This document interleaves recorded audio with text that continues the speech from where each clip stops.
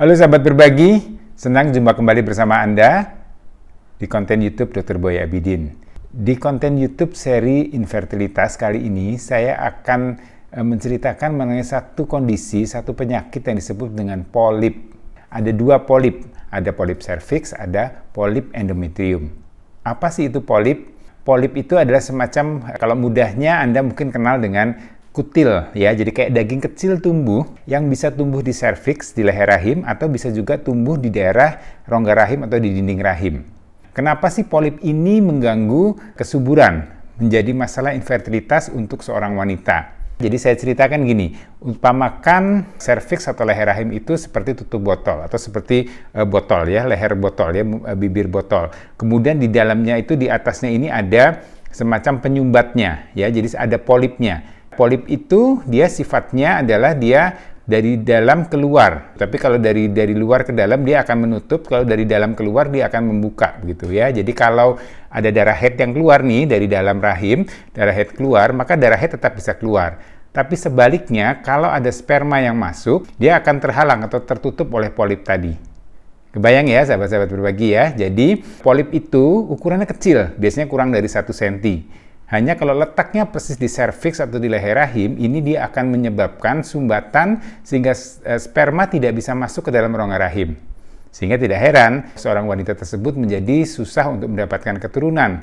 Kalau diperiksa rahimnya bagus secara USG, karena polip tidak bisa terlihat secara USG. Kemudian dicek saluran telurnya, ternyata saluran telurnya bagus, tidak ada sumbatan. Kemudian diperiksa hormonalnya, sel telurnya semua bagus, tidak ada kista-kista, tidak ada tumor dan segala macamnya. Diperiksa juga sperma suami, ternyata semuanya juga bagus. Ternyata pada saat pemeriksaan in speculo, jadi in speculo itu periksa di mana dengan kursi ginekologi, kemudian dimasukkan alat spekulum, kemudian kita lihat serviksnya, nanti akan terlihat di situ ternyata ada polip. Jadi polip ini sering menyebabkan masalah infertilitas karena sperma tidak bisa masuk ke dalam. Kemudian pertanyaannya, ada nggak sih gejalanya seorang wanita itu atau tahu dia punya polip serviks? Ya, kita bicara polip serviks lebih dahulu. Ya, gejalanya sih biasanya ada yang tidak. Kalau ada gejalanya biasanya akan ada flek-flek atau perdarahan di luar siklus haid. Ya, karena polip ini kan semacam tadi kutil tadi, dia bertangkai, dia mudah sekali berdarah. Jadi kalau tergesek pada saat hubungan intim atau ada gerakan-gerakan dari polip itu secara spontan, dia akan kemudian berdarah. Ya, jadi orang menganggap ini perdarahan ini adalah gangguan haid. Ternyata pada saat diintip bukan berasal dari rongga rahim, ya, artinya bukan darah haid yang keluar di luar siklus, tapi ternyata perdarahan dari si polip tadi. Jadi itu salah satu gejalanya. Ada nyeri? Nggak ada nyeri, ya. Jadi polip biasanya tidak ada keluhan nyeri, hanya biasanya ada flek-flek perdarahan di luar siklus. Ini salah satu pemeriksaan yang sering kadang luput, artinya tidak terperiksa secara langsung, karena kita juga kadang suka tidak berpikir bahwa ada polip di daerah serviks, tapi ternyata pada saat lakukan in speculo, kemudian baru terlihat polip tersebut, ya. Karena kalau langsung kita periksa USG transvaginal tanpa in speculo, kadang tidak bisa melihat atau mendeteksi adanya polip tersebut. Jadi polip ini apakah harus diangkat atau tidak? Ya, jawabannya iya, harus diangkat. Bagaimana pengangkatannya? Ya, tindakannya biasanya dengan tindakan dipotong ya, atau digunting atau dilepaskan polip tersebut, karena memang agak terasa nyeri, biasanya dengan dibantu dengan tindakan pembiusan. Jadi dibius lokal, tidak perlu rawat inap. Biasanya setelah dilakukan pengangkatan akan terjadi luka atau perdarahan sebentar, 2-3 hari, setelah itu sembuh, dan di bulan berikutnya sudah sembuh lukanya. Kita harapkan saluran leher rahimnya sudah baik dan sperma sudah bisa masuk ke dalam. Harapannya sperma masuk, sperma bisa membuahi sel telur dan bisa terjadi kehamilan. Itu adalah polip serviks ya. Ini sering menjadi masalah infertilitas pada seorang wanita. Kemudian ada juga polip endometrium. Jadi bukan di serviks, bukan di leher rahim tadi, tapi letaknya lebih di dalam rongga rahim. Ya, ini juga sering mengganggu untuk proses implantasi. Artinya sperma masuk ke dalam, sperma masuk saluran telur, kemudian sperma membuahi sel telur, terjadi pembuahan. Nah, setelah jadi pembuahan dari embrio itu kan bergerak ke dalam rongga rahim. Kalau di dalam rongga rahim tersebut itu ada polip endometrium, ini juga menyulitkan si embrio tadi untuk melakukan implantasi atau menempel di dalam rongga rahim. Sehingga embrio itu tidak bisa berkembang menjadi janin. Ini juga sering menjadi masalah ya, masalah infertilitas. Kok nggak hamil-hamil? Ternyata pada saat pemeriksaan ternyata ditemukan ada polip. Nah, untuk memeriksa polip endometrium ini memang kadang sulit. Gejalanya biasanya akan dirasa sama seperti polip di serviks, suka ada perdarahan di luar siklus, ya. Yang ternyata pada dilihat pada saat pemeriksaan USG, kadang kalau USG-nya cukup akurasinya atau resolusinya cukup bagus, itu akan terlihat polipnya. Kalau resolusinya kurang begitu bagus, kadang juga terlewat atau tidak terlihat dengan jelas. Kemudian juga sebenarnya untuk melihat polip di endometrium ini bisa disiasati dengan diperiksa pada saat setelah bersih head. Kalau setelah bersih head kan dinding rahim itu sudah cukup tipis, kemudian dia kalau ada polipnya akan terlihat cukup jelas. Tapi kalau pada saat pertengahan masa subur atau saat menjelang head, itu biasanya dinding rahim cukup tebal sehingga polipnya tertanam atau tersembunyi di sana, sehingga pada saat USG, apalagi kalau USG abdominal lewat perut, itu sulit sekali untuk dilihat. USG transvaginal pun kadang juga cukup sulit. Itu polip di endometrium. Nah, kemudian bisa juga untuk mendiagnosanya dilakukan SIS, ya, salin infus sonografi.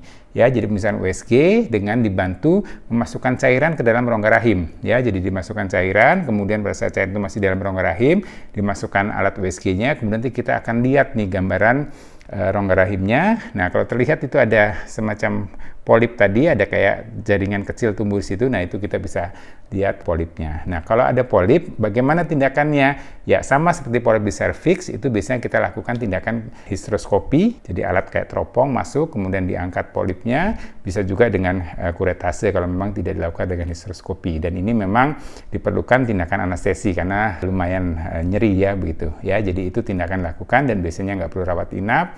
Setelah itu, ya, di siklus mens berikutnya, ya, lukanya sudah sembuh dan diharapkan rahimnya sudah normal kembali, ya, kita harapkan bisa segera berfungsi dengan baik sehingga rahimnya bisa ditempeli oleh si embrio untuk berkembang menjadi janin. Ya, jadi untuk Anda, pasangan suami istri, coba deh, kalau Anda periksa nih, semuanya diperiksa, dok, saya sudah diperiksa, dok, semuanya bagus, sperma suami bagus, rahim saya bagus, ya, kemudian hormon saya bagus, mens saya teratur, tapi saya kenapa belum hamil-hamil? Coba deh, ya, kita lihat apakah ada masalah dengan polip di serviks maupun polip di endometrium. Kalau ada, coba segera dilakukan tindakan pengangkatan. Ya, setelah itu kita harapkan rahimnya siap untuk menerima sperma, siap untuk menerima embrio untuk menempel dalam rongga rahim. Ya, mudah-mudahan informasi ini bermanfaat buat Anda, terutama buat Anda yang mengalami masalah infertilitas, buat Anda yang belum mendapatkan keturunan dengan waktu yang cukup lama. Karena pengalaman saya punya beberapa pasien yang memang ditemukan adanya polip, ya, begitu selesai diangkat, polip serviks maupun polip endometrium, tidak lama 2-3 bulan kemudian hamil secara alami. Jadi tidak dengan obat penyubur, tidak dengan inseminasi maupun tidak dengan program bayi tabung. Jadi kemana periksanya? Periksa ke dokter kebidanan. Kemudian nanti dokter kebidanan akan melakukan pemeriksaan spekulum, misalkan USG, kemudian kalau memang ada polip, sebaiknya dilakukan tindakan untuk pengangkatan polip tersebut.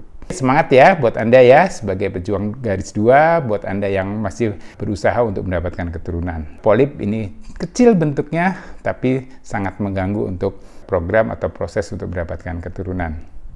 Masih banyak informasi-informasi menarik lainnya, ya, tentunya mengenai kesehatan reproduksi pria dan wanita, dan saya sekarang lebih banyak memfokuskan bicara mengenai masalah-masalah infertilitas, ya, sesuai dengan keilmuan saya sebagai dokter spesialis kebidanan, konsultan fertilitas endokrinologi reproduksi. Saya Dr. Boy Abidin, senang bisa berbagi.